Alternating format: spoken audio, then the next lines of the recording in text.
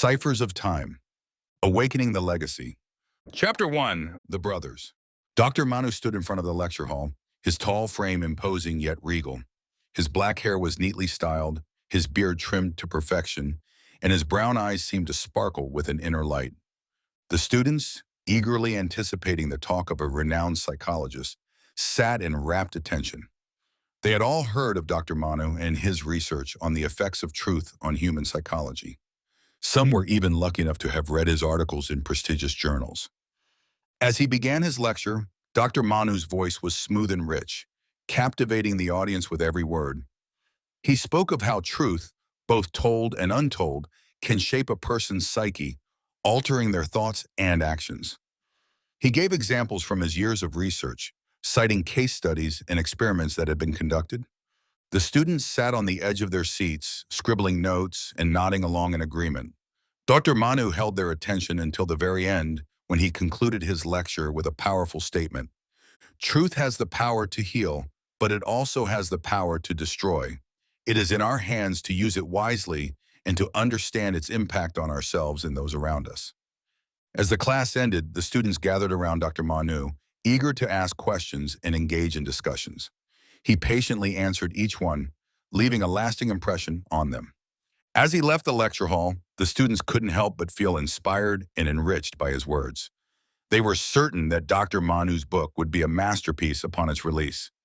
Stepping out of his class, he is confronted by the glaring notifications on his phone. Close to 100 missed calls, all originating from his brother Shantanu's number. A furrow forms on his brow as a mix of confusion and concern takes hold. He ponders the reason behind Shantanu's unusually persistent attempts at contact, considering that his brother, residing in India, seldom reaches out. Fueled by curiosity and worry, he hastily returns the call, eager to know the reason why his usually distant sibling is suddenly reaching out. With a slight tremble in his voice, an unfamiliar male answers the phone with a greeting. "Hello, this is Prashant," he says. "I am a friend of Shantanu's." The sound of hospital machines and voices can be heard in the background. He's currently hospitalized and in a coma. The gravity of the situation is evident in his words. The news struck him hard, leaving Manu overwhelmed with questions and emotions. His heart raced as he anxiously awaited more information. Prashant informs Manu that they all ventured deep into the forest for a weekend camping trip and returned unscathed. However, the following morning, Shantanu remained motionless in his bed, unresponsive to any attempts to rouse him. Even the doctors are baffled by his sudden condition, struggling to unravel the mysterious cause behind his motionless state. Manu's heart raced as he dialed his wife Vimala's phone number. He knew it was going to be a difficult conversation, but he had no choice. He had just received news that his brother was in trouble and needed him in India immediately. His mind was torn between his responsibilities at work, impending release of his book, and his duty to his family. How would he manage everything? But in this moment, all that mattered was being there for his brother. Manu sat in his seat on the flight to India, his mind still reeling from the news of his brother's coma. He couldn't believe this was happening. It seemed like only yesterday they were two young boys, orphaned and left to fend for themselves in the world. Their parents had died in a tragic accident when Manu was just 12 years old and Shantanu was 8. They were sent to an orphanage where they spent their formative years. Manu always felt responsible for Shantanu, trying his best to take care of him and provide for their needs. As he closed his eyes, memories of their childhood flooded back. He recalled how inseparable they were as kids, having endured several hardships together. However, as they grew older, Manu eventually moved to London, longing to take Shantanu along. Unfortunately, due to unforeseen circumstances, a rift formed between them, causing Shantanu to stay back in India and become increasingly distant. Manu's heart ached at the thought of Shantanu lying helpless in a hospital bed now. He wished he could go back in time and prevent whatever had happened to his brother. He couldn't help but think about their past. Shantanu had always been the carefree one, living in the moment and never worrying about the future. Manu, on the other hand, was the responsible one, always studying hard and working multiple jobs to provide for them. Being the older brother, he always felt protective about Shantanu and tried to take care of him to the best of his ability. And while Manu took this responsibility seriously, It seemed like Shantanu never quite understood it or appreciated it. Manu remembered countless days where he would come home from work exhausted, only to find Shantanu out partying with his friends. He would scold him and remind him of their difficult circumstances, but Shantanu would just brush it off with a careless attitude. Despite all this, Manu never gave up on his brother. He continued to work hard and save money so that they could have a better future. But as time went on, it became increasingly difficult for him to balance work, studies, and taking care of Shantanu. Manu. He often wished he could spend more time with his brother, maybe even try to guide him onto a better path. But with their financial struggles and limited time together, it seemed impossible. As the flight landed in India, Manu's thoughts were interrupted by Prashant's voice on the phone. "I am waiting for you at the airport," he said. Manu thanked him silently before ending the call. He couldn't wait to see his brother, even though he didn't know what condition he would find him in.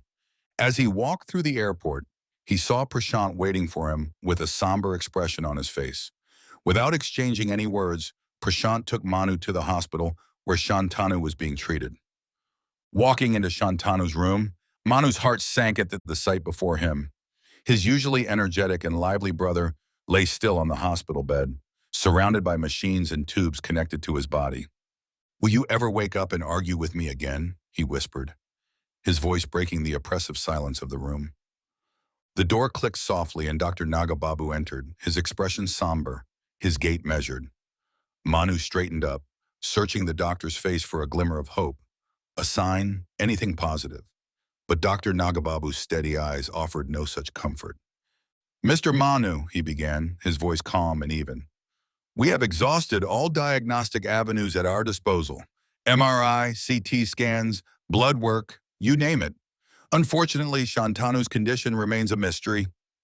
Manu felt his heart sink further with each clinical word that fell from the doctor's lips, each syllable a weight added to his burden. "His vitals are stable, but we're not seeing any brain activity. It's as if he's there, but not there," Dr. Nagababu continued, gesturing towards the EEG monitor that traced a flat, unyielding line. "Then what's next?" Manu asked, clinging to the edge of reason, desperate for something to hold on to. Dr. Nagababu sighed, the lines on his forehead deepening. "We'll continue to monitor him closely, try a few more treatments, but..." His voice trailed off, leaving an ominous silence that filled the space between them. "But what?" Manu urged, his fists clenching involuntarily. "Prepare yourself, Mr. Manu," the doctor said gravely. "If there's no change, we may have to discuss the possibility of declaring him brain dead." The words echoed through Manu's mind, ricocheting off the walls of his consciousness. Brain dead? The finality of the term was cold, clinical, and utterly terrifying. For a moment, Manu could do nothing but stare at Shantanu's still form, the once vibrant and headstrong of their duo, now reduced to this unknown state of existence. "Thank you, doctor," Manu managed to say, his voice barely above a whisper. Dr. Nagababu gave a sympathetic nod before exiting the room, leaving Manu alone with his thoughts and the quiet beep of the heart monitor, the only proof that Shantanu was still holding on to life by the thinnest of threads. Manu's footsteps echoed hollowly down the hospital corridor, his shoulders bowed under the weight of impending loss. Each step felt heavier than the last, dragging him reluctantly away from Shantanu's bedside. He needed to find a hotel to set down the luggage that he has been carrying around. But no matter how much he thought about the ordinary task at hand, it felt like a never-ending struggle against his brother's deteriorating health. Each mundane action weighed heavily on him, overshadowed by his brother's condition. "Hey, Manu," a voice pierced through his fog of grief. It was female, light but tinged with an edge of uncertainty. Manu's head snapped up, his brows knitting in confusion. Recognition was the furthest thing from his expectations in this sprawling city that he has left a few years ago. Turning on his heel, Manu found himself face to face with a young woman, perhaps 25 years old, her gait awkward as if she were learning to navigate the ground beneath her feet all over again. Her eyes locked onto his with an intensity that bordered on desperation. "I was not sure if you would come after the way I treated you," she continued, her voice trailing off as if the words themselves were unsure of their welcome. Manu's mind reeled.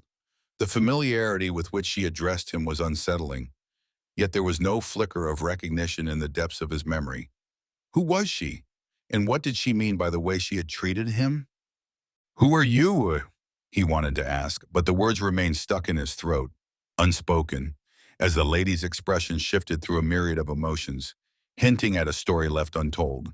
Manu's eyebrows knit together as he scrutinized the woman before him, her face an unread map, her presence a question mark that dangled in the sterile hospital air. "Do I know you?" he asked. His voice remained steady, giving no indication of the internal turbulence brewing beneath the surface. "I'm sorry, I don't recollect who you are. I am pretty bad with names." The woman took a step closer, her eyes searching his for some sign of recognition.